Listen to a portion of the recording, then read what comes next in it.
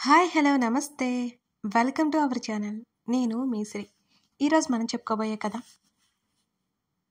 నీకై తప్పించే నేను పార్ట్ 20. కథలోకి వెళ్ళే ముందు లైక్ చేసి హైప్ చేయడం మిస్ చేయకండి ఫ్రెండ్స్, సరేనా? చేస్తారు కదా, ఇక రండి. మనసు ఒంటరి, మనతో ఎందరున్నా ఒక్కసారి ఒంటరి, అది జత మనసులు కలిసే వరకే. ఇంటికి వచ్చేసరి యజ్ఞరిషి. వెళ్ళిన పని అయిందా, అప్పుడే వచ్చేసారు అని అడిగింది బామ్మ. అయిపోయింది బామ్మ అని చెప్పింది యజ్ఞ. మంచిది, నేను తాతయ్య విధి చివరి వరకు వెళ్ళొస్తా గుడికి అని చెప్పింది బామ్మ. అలాగే తల ఊపి తమ గదిలోకి వెళ్ళిపోయింది యజ్ఞ. కార్ పార్క్ చేసి వస్తున్న రిషికి బామ్మ ఎదురయ్యే విషయం మరోసారి చెప్పి తాతయ్యతో పాటు వెళ్ళిపోయింది. ఏమైంది యజ్ఞ? ఆమె పక్కనే కూర్చున్నాడు రిషి అడుగుతూ. అతని మెడ చుట్టూ చేతులు వేసి హత్తుకుంది. అతని ఎదలో ముఖం దాచుకుంది. చెప్పలేదని కోపంగా ఉందా? మరి ఇంకేంటి? ఎలా ఉన్నావు? అన్నేళ్ళు ఒంటరిగా ఏడ్చేసింది యజ్ఞ. నేనెక్కడ ఒంటరిగా ఉన్నాను, ఫ్రెండ్స్తో ఉన్నాను అని చెప్పాడు రిషి. ప్లీజ్ అని అంది. ఇవన్నీ వదిలే, ఇప్పుడు నువ్వు ఉన్నావు కదా అని అన్నాడు రిషి. కనీసం బామ్మ వాళ్ళతో అయినా ఉండొచ్చు కదా నువ్వు. తల ఎత్తి అతన్నే చూస్తూ అంది. అప్పుడు బామ్మ వాళ్ళంటే కోపం నాకు. వాళ్ళు తప్పు ఏం లేదని తెలిసిన తర్వాత బామ్మ వాళ్ళతో ఉన్నాను అన్నాడు రిషి. మరి ఆఫీస్ విషయాల్లో ఎందుకు హైడ్ అవుతున్నావు నువ్వు? యజ్ఞ ప్రశ్నించింది. నేను యాంత్రిక జీవితం గడపలేని యజ్ఞ. నాన్న కోసం ఆఫీస్ రన్ చేస్తున్నా, అమ్మ కోసం, అమ్మ ప్రాణానికి ప్రాణమైన ఆశ్రమం ఎటువంటి ప్రాబ్లం లేకుండా నడిపించాలి. ఈ 2 గోల్స్ నా ముందుండేవి. ఇప్పుడు నీ హ్యాపీనెస్ అంతే అని అన్నాడు ఆమె ముఖాన్ని చేతుల్లోకి తీసుకొని రిషి. నేను తెలివైన దాన్ని అనుకుంటాను, తెలివి తక్కువ అని నాకు నేనే అనిపిస్తున్నాను అని అంది అతని కళ్ళల్లోకి చూస్తూ యజ్ఞ. లేదు కాదు అని నవ్వాడు. నేను ఉంటాను నీతో జీవితాంతం అంటూ అతని పెదవుల మీద స్వయంగా ముద్దు పెట్టుకుంది. ఆమె ఇచ్చిన ప్రేమ కానుకని సంతోషంగా స్వీకరించాడతను.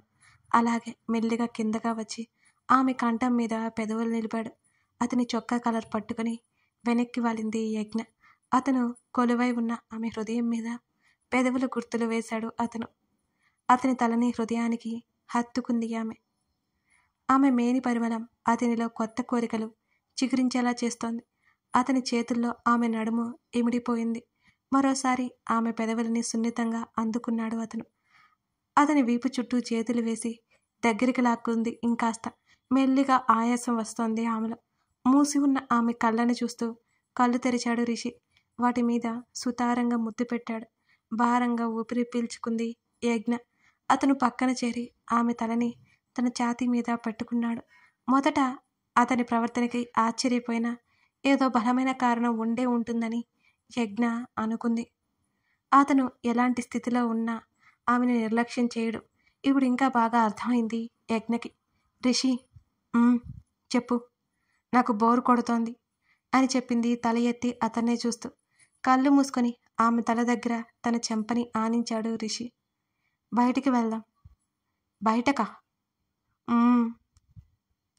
ఎక్కడికి? హాస్పిటల్కి అంది. హాస్పిటల్గా? ఎందుకు? అయోమయం ఆమెలో. నువ్వు ఎలా ఉన్నావో చెక్ చేయించాలి అని అన్నాడు రిషి. నేను పర్ఫెక్ట్గా ఉన్నాను, నేను హాస్పిటల్కి రాను. అతని నుండి దూరం జరిగింది యజ్ఞ. యజ్ఞ, ఒక్కసారి ప్లీజ్ అన్నాడు.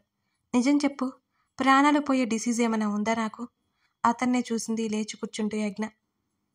యజ్ఞ, ఏంటి ఆ మాటలు?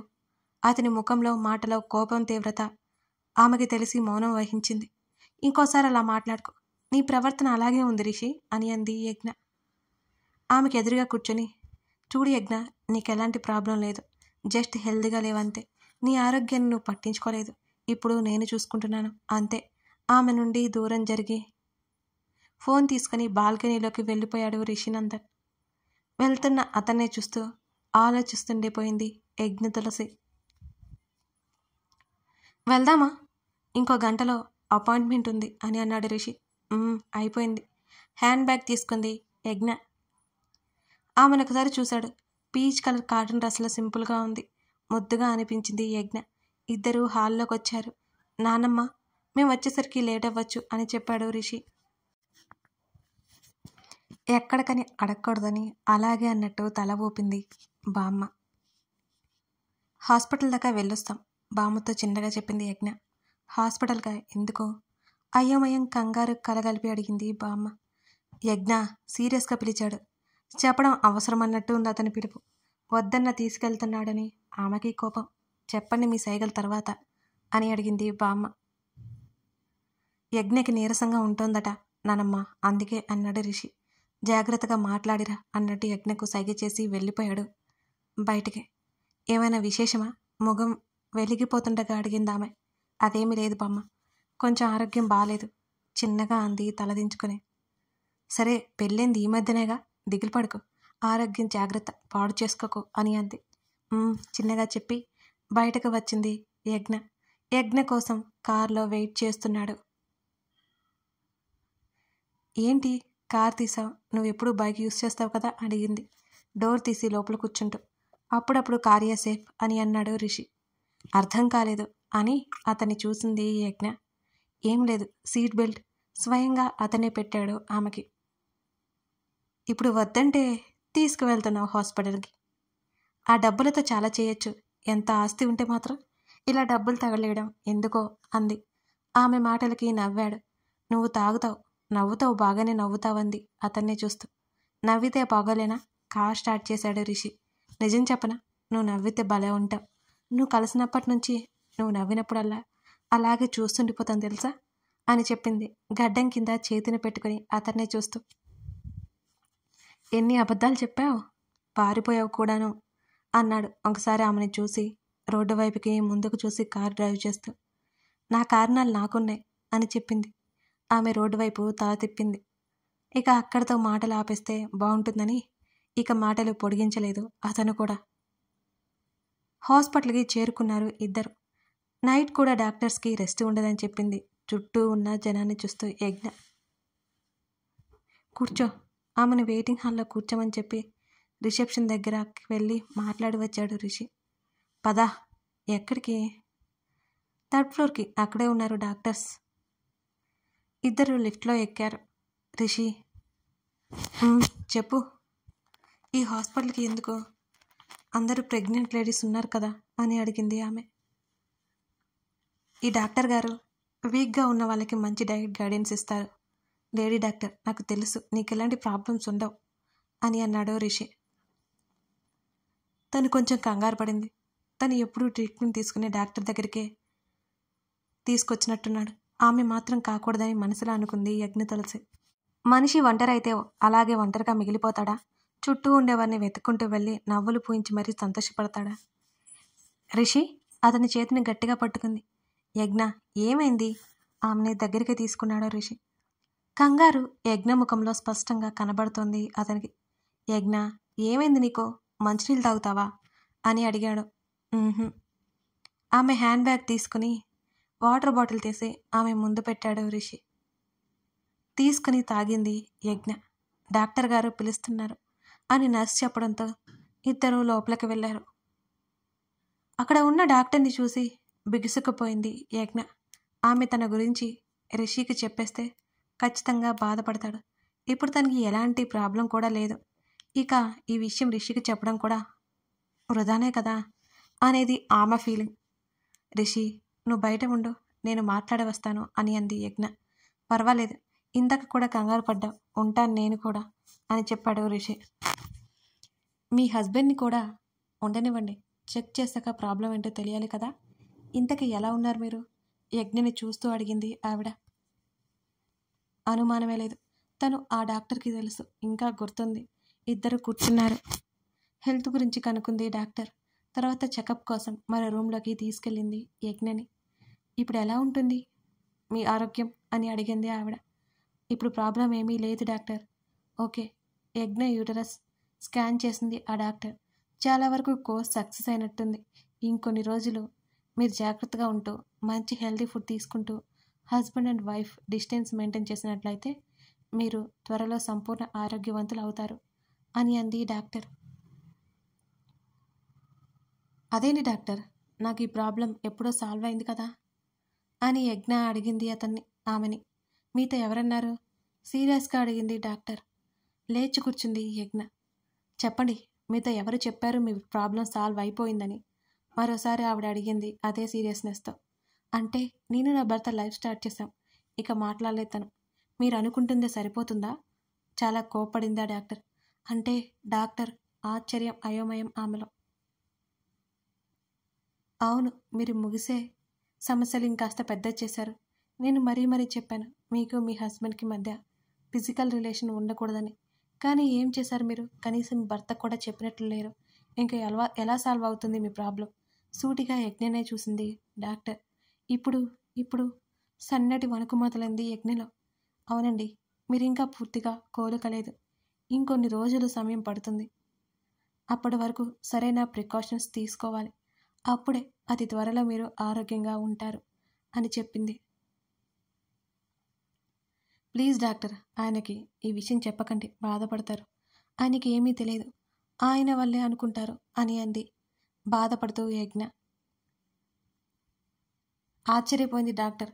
అంటే ఇప్పుడు భర్తకి విషయం తెలుసని ఈమెకు చెప్పలేదా? చెప్పకుండా ఇంత కేర్ఫుల్గా ఎలా చూసుకుంటున్నాడు? ఇప్పుడు నేను చెప్పాలా వద్దా? ఆమె అయోమయంలో పడింది ఆ డాక్టర్. ప్లీజ్ డాక్టర్, మరోసారి వేడుకుంది యజ్ఞ. మరి మీ హస్బెండ్కి మీరు ఏ రీజన్ చెప్తారు? మళ్ళీ ఇలాగే సమస్యలు కొని తెచ్చుకుంటారా? చేతులు కట్టుకుని అడిగింది డాక్టర్. లేదు డాక్టర్, ఈసారి జాగ్రత్తగా ఉంటాను. అప్పుడంటే నా ప్రాణం అంటే విలువ లేదు నాకు. ఇప్పుడు నా ప్రాణం అంటే నా భర్తకి విలువ ఎక్కువ. తన కోసమైనా నేను ఆరోగ్యంగా ఉండాలి అని చెప్పింది. ఒకరి గురించి మరొకరు ఎంత బాగా ఆలోచిస్తున్నారో అర్థమైంది ఆ డాక్టర్కి. అలాగే మీ హస్బెండ్తో ఒకసారి మాట్లాడాలి. కంగారుగా చూసింది యజ్ఞ. దీని గురించి కాదు, వేరే విషయం అని అంది ఆమె. యజ్ఞ బయటికెళ్ళింది. మెడిసిన్ ప్రిస్క్రిప్షన్ యజ్ఞ ఇచ్చింది డాక్టర్. యజ్ఞ వెళ్ళిపోయింది అక్కడి నుంచి అది తీసుకొని. రిషి డాక్టర్కి ఎదురుగా కూర్చున్నాడు. మీ వైఫ్ని ఇలాగే జాగ్రత్తగా చూసుకోండి. తను హెల్తీగానే ఉంది. ఇంకొన్ని రోజులు అంటే ఏదైనా సమస్య పూర్తిగా సాల్వ్ అయిపోతుంది అని చెప్పింది doctor. Thank you so much doctor, సంతోషంగా చెప్పాడు రిషి. ఇందులో మీరు చేసిందే ఎక్కువ ఉంది మిస్టర్ రిషి. మీ వైఫ్ ఏం చెప్పిందంటే యజ్ఞ మాట్లాడిన విషయం మొత్తం చెప్పేసింది డాక్టర్ రిషికి. తను నా కోసం ఆలోచిస్తుంది doctor. Thank you so much, మరోసారి చెప్పి బయటికి వచ్చేశాడు రిషి. మెడిసిన్ తీసుకొని ఇద్దరు ఇంటికి బయలుదేరిపోయారు. అక్కడి నుంచి కారులో పార్వతికి ఫోన్ చేసింది. కొంచెం సమయం వాళ్ళతో మాట్లాడింది యజ్ఞ. ఒక ప్రెగ్నెంట్ లేడీ కార్కి అడ్డం రావడంతో సడన్ బ్రేక్ వేశాడు రిషి. భయంతో కళ్ళు మూసుకుంది యజ్ఞ. కంగారుగా కారు దిగారు యజ్ఞ రిషి. మీకేం కాలేదుగా అండి అని అడిగింది యజ్ఞ. లేదు అంటూ యజ్ఞని చూసింది ఆమె. ఆమెను చూడగానే ఎక్కడో చూసినట్టు అనిపించింది యజ్ఞకి.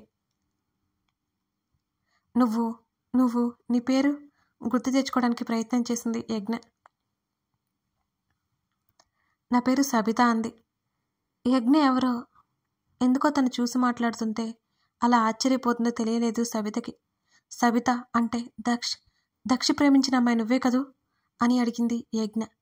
అవును. సబితలో కూడా ఆశ్చర్యం. అవును, నువ్వేంటి ఇక్కడున్నావు? అది ప్రెగ్నెన్సీ టైంలో ఇలా రోడ్డు మీద ఉన్నావేంటి? కొంచెంలో మిస్ అయిపోయింది.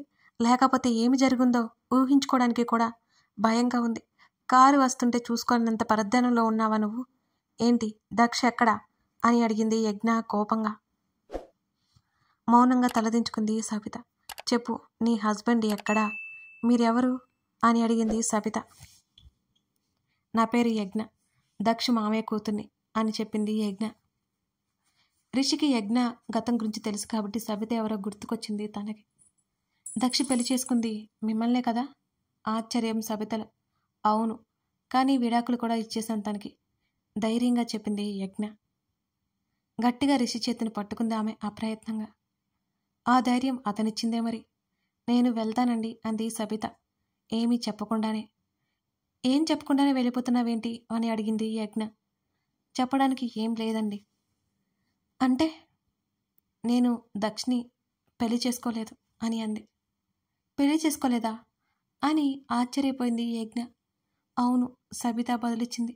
ఎందుకు చేసుకోలేదు? మీ ఇద్దరు ప్రేమించుకున్నారు కదా అయోమయంగా అడిగింది యజ్ఞ. నేను మాత్రమే ప్రేమించాను, తను నన్ను మోసం చేశాడు.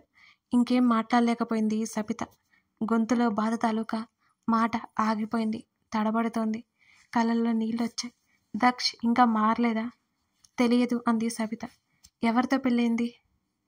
అడగకూడదు అనుకుంటూనే అడిగేసింది యజ్ఞ. పెళ్ళా అని విరక్తిగా నవ్వి,